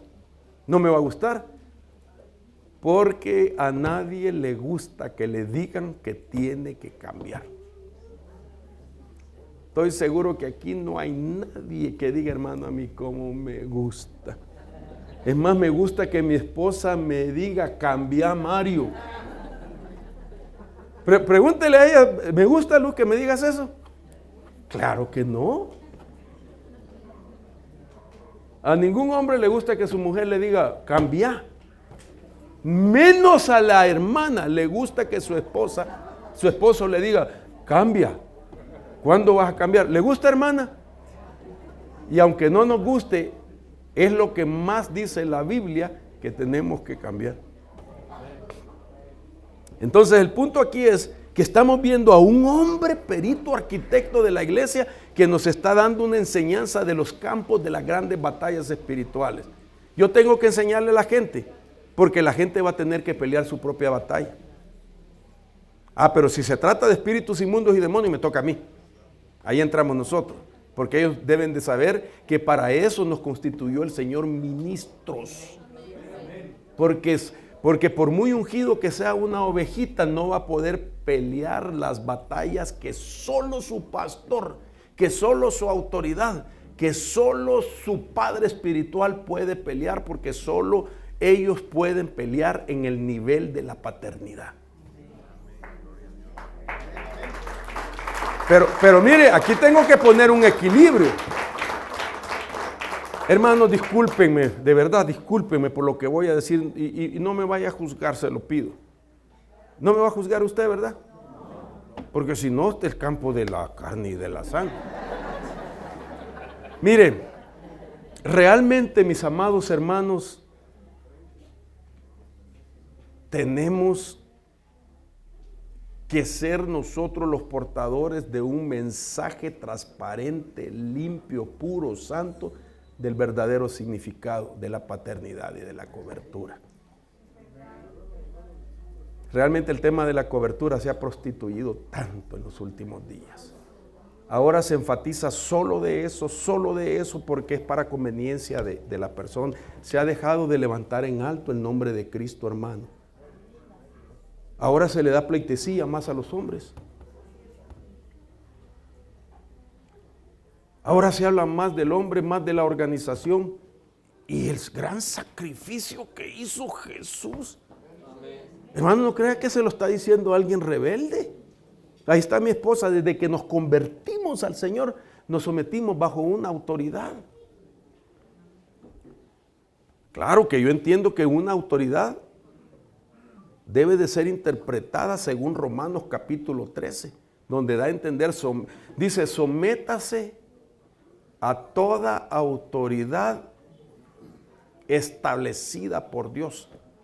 Lo que está diciendo, mire hermano, y por eso como pastor, yo bendigo a las ovejas que hermano, que pueden ser más inteligentes, que tienen más estudios, más años vividos de vida que sus servidores, que tienen muchos atributos y que se me sujetan a mí, hermano. Yo digo, pero ¿quién soy yo que tenga gente, hermano, que son gente preparada, estudiada, y que se me, imagínense que se me sujete una persona que pinta canas, que tiene tantos años de ser cristiano? Estoy hablando de gente que tendrá 80, 90 años y tiene 50, 60 años de ser cristiano. ¿Usted no cree que me podría enseñar más la guerra espiritual esa persona? Porque a pesar de todas las pruebas, las luchas, las adversidades que ha tenido, las tribulaciones, todavía está en la iglesia. Me podría enseñar una guerra espiritual para cómo es que has hecho para permanecer a través de, y sin embargo se me sujeta. Entonces eso significa que cuando alguien reconoce autoridad es 100% trabajo del que lo reconoce. Porque ¿quién soy yo para que me reconozcan?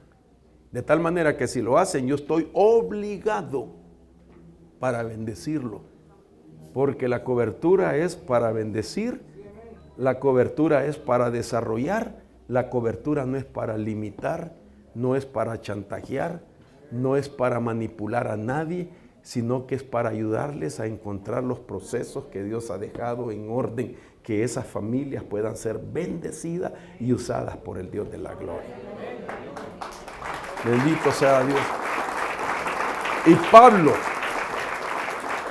hablando de la carne, ya le prometo que ya voy a terminar, me quedan como 2 horas nada más. Y si lo que no quiero hacer, Pablo está diciendo, no lo está diciendo cualquier otro, eso hago, ya no soy yo el que lo hace, sino el pecado que habita en mí. Así que queriendo yo hacer el bien, hallo la ley de que el mal está presente en mí. Y dice, miserable de mí. Nadie se lo dijo.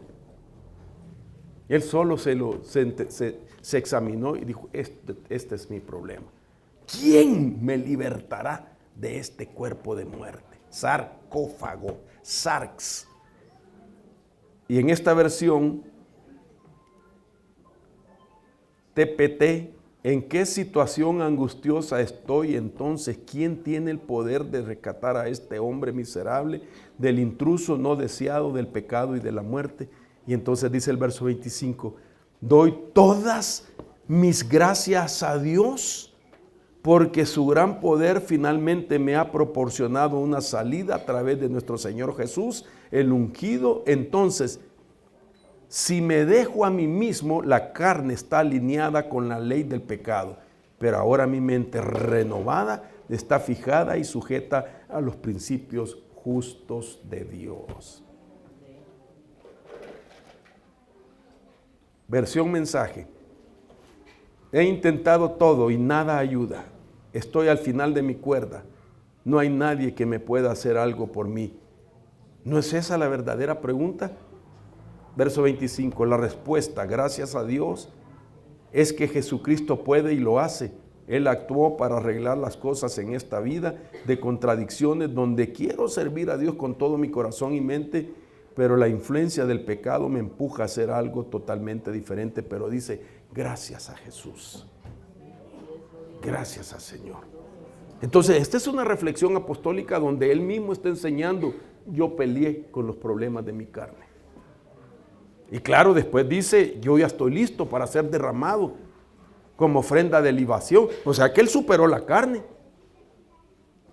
Y entonces ahora deja una serie de recomendaciones y dice, pero los que son de Cristo han crucificado, dice, la carne con sus pasiones y deseos. Esa es la salida que tenemos que dar. Hermano, ve a la cruz. Crucifica tu carne.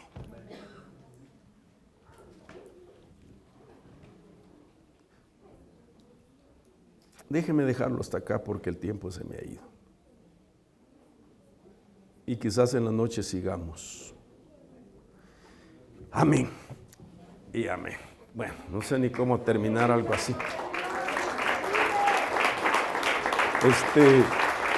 Pues que Dios nos ayude, ¿verdad? Yo realmente no crea que lo que estoy diciendo lo vengo practicando desde hace 36 años. Lo he aprendido pagando el precio. Porque cuando quise yo arreglar a la gente a mi diseño, como que el Espíritu Santo me dijo así, bueno, como tú lo vas a arreglar, ¿para qué me quieres a mí? Y mire, hermano, se lo digo para vergüenza mía, la iglesia se me desvació. La iglesia se me desvació. Pues si el Espíritu Santo es el que hace la obra. Yo recuerdo, ¿te acuerdas, Luz, cuando nos llegó un hermano con el pelo hasta acá? Sinceramente, yo quise meterme al campo de eso.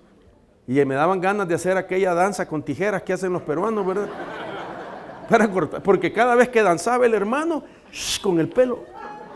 ¿Sí o no? Y ahí estaba, y eran dos. Pero se metían a alabar al Señor, se metían a alabar al Señor. Y yo dije, pero este hermano peludo.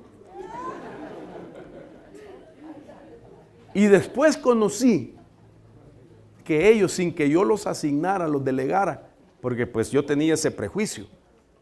Mire, resultaron ser unos evangelistas, vea, Luz. Gente que amaba las almas, que me dio una enseñanza. Uno de esos peludos se subía al autobús y empezaba a hablar de Cristo.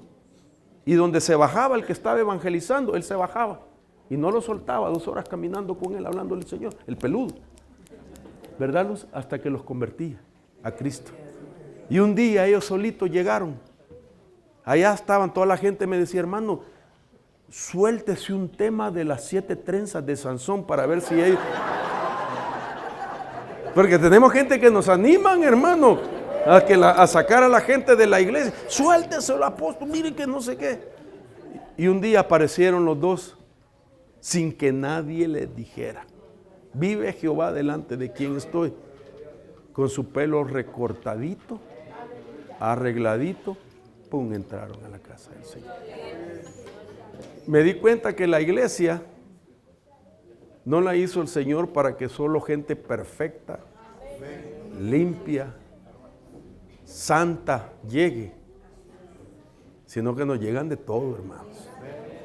Y una cosa es del hombre y mujer resplandeciente, que Dios te prepara un corazón para ver a todos con amor, para poder llegar hasta a las necesidades y saber que esa gente hay que enseñarle a pelear sus batallas, que hay que enseñarle a entender qué significa que viva tantos años sin perdonar, de vivir traumas, de vivir heridas, de sentirse con resentimiento, etcétera. Entonces, enseñarle eso a la gente, esa es nuestra tarea.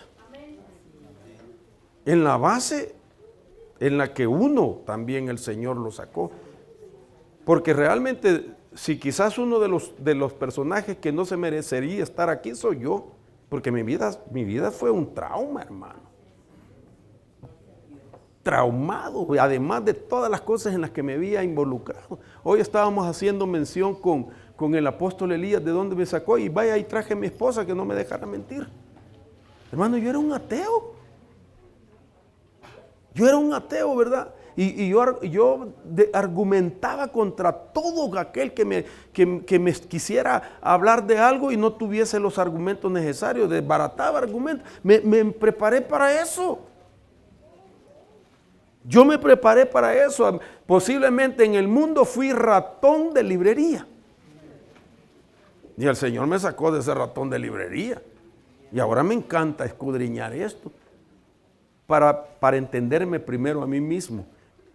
¿Cómo sería la vida de alguien? Ayúdeme, hágame un diagnóstico usted, de que a los 7 años llegue su padre a decirle, hijo, pórtate bien, cuida a tu hermano porque mañana me mato. Y el día siguiente aparece una persona en esa casa diciendo, aquí vive fulano de tal. Sí, aquí vive, pero no está. Bueno, le acabo solamente vengo a decirles que se acaba de matar fulano de tal, a cumplir la promesa que le hizo a uno de sus hijos que se iba a matar. ¿Quién cree que fue ese? Su servidor. ¿Cómo es posible que un padre, para solucionar sus problemas, decida terminar con su vida y decirle al hijo, porque era el primogénito, ahí te dejo todo? Hermano, ese es un trauma que me costó superarlo. Porque lo primero que me resentí fue contra Dios. ¿Dónde estás tú? ¿Dónde estabas cuando mi papá se mató? Y el diablo tomó ventaja. ¿Quién puede sanar a alguien si no es que llega al lugar indicado, con el ministro indicado, con la terapia correcta espiritual, para ayudarle a sacar ese enojo, esa amargura, ese resentimiento,